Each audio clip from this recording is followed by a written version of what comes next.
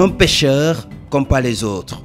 Ici, il s'agit de pêcher les filets abandonnés sous l'eau et qui font des dégâts incommensurables. Nous sommes dans la réserve naturelle communautaire de Toj-Toj, située au nord du Sénégal, dans la région de Saint-Louis. Dans un élan communautaire, les populations des 5 villages riverains ont tout simplement décidé de protéger et de valoriser ce site. Toj-Toj s'étend sur une superficie de 273 hectares, riche par sa biodiversité. Il est le 5e site Ramsar du Sénégal. Il sert de refuge pour une grande colonie d'oiseaux et aussi les tortues aquatiques. On y trouve entre autres des pélicans, des poissons-chats et le lamantin d'Afrique. Une biodiversité certes riche, mais qui se caractérise par sa vulnérabilité. Quant à l'équilibre de ce écosystème de Toj-Toj, selon la prolifération de ce végétal étouffant exogène, la Salvinia molesta, qui, lorsqu'elle prolifère, étouffe les végétaux de cet écosystème. Il y a également la surpêche et aussi l'abandon des filets de pêche. Ces menaces qui pèsent sur l'existence de cette réserve ont motivé le FEM, Fonds pour l'environnement mondial, à soutenir et accompagner tous les acteurs dans la protection, dans la gestion et dans la valorisation de cette terre protégée. L'objectif du FEM, c'était de faciliter la mise en œuvre de la RNC de Toj-Toj, parce que la réserve venait d'être créée. La réserve n'avait pas les infrastructures et équipements nécessaires. La réserve n'avait pas des habitats pour la faune fonctionnelle, et raison pour laquelle le programme de microfinancement du FEM a accepté de donner une subvention au comité de gestion de la réserve à travers ce qu'on appelle le GIE de la RNC de Toj-Toj. Et ces fonds sont destinés à une conservation de l'environnement, mais également au développement des populations au niveau de la périphérie. Il y a 5 villages périphériques qui sont associés pour créer ce qu'on appelle le GIE de la RNC de Toj-Toj. C'était le premier partenaire boo xam ne moo doon am réalisation yu ñu santoon moo di lu mel ne que Mirador, gis nga Mirador def nañu ko, gis nga balisage def nañu ko, gis nga ko démb def nañu bornage ci activité yi la bokkoon, def nañu jàppale nañu encore ci filets abandonnés yu nekkoon ci lac ci réserve bi doon seeni espèces yoo xam ne moom la waroon protéger surtout lamentaire yooyu.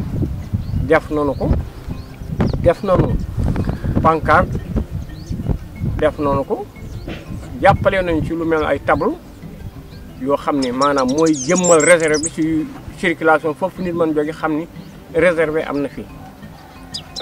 Beneen activité bu des am na ay dépliants posters, sensibiliser nit ñi encore pour ñu gën yeewu ci réserve bi ak suivi bu ñu doon def ci picc yi. Yow jàppale nañu ci activité yu bare yoo xam ne santoon ak va accès boo xam ni day jóge ci réserve bi direct dugg ci day jóge ci kaw dugg ci lac bi jàppale ak piste yoo xam ne dañ ko def ci biir surtout réserve bi. Les filets et les équipements égarés ou abandonnés font le plus grand dommage. Ici, une brigade chargée du nettoiement du lac est mise en branle. Njëriñu filet abandonné lii rek lay def yàq def jàpp jën yi nga xam ne kenn dootu ko njëriñoo dañ koy sànni jën bi dootu màgg mu waree ci léegi bopp moom pare na. mais fekk nañu fekk yi nga xam ne du filet abandonné. waaw.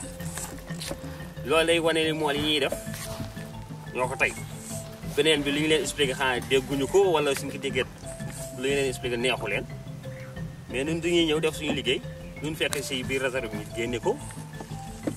La réserve naturelle communautaire de Toj-Toj constitue le poumon vert de l'économie des riverains.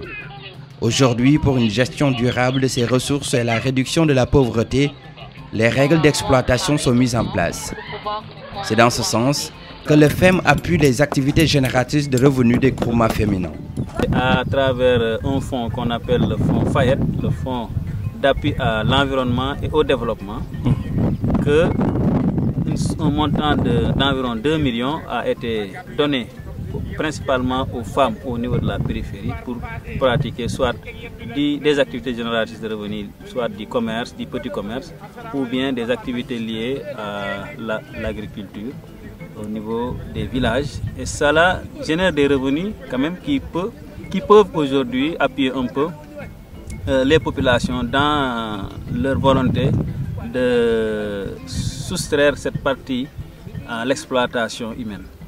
teg daal jigéen ñi daal kontaan nañ ci ñu ngi si liggéey bu baax ñu ngi si daw ay activité di si jënd ay gowe di jaay di si jënd ay marchandises di jaay képp koo xam ne daal moom la fekkoon si ay coono tey su coono jóge na réserve bi daal dafa mel na daal pour jigéen yi la daal daf ñu fekkoon fii si ay tolof fekk ñu fi ñu ngi si doon daw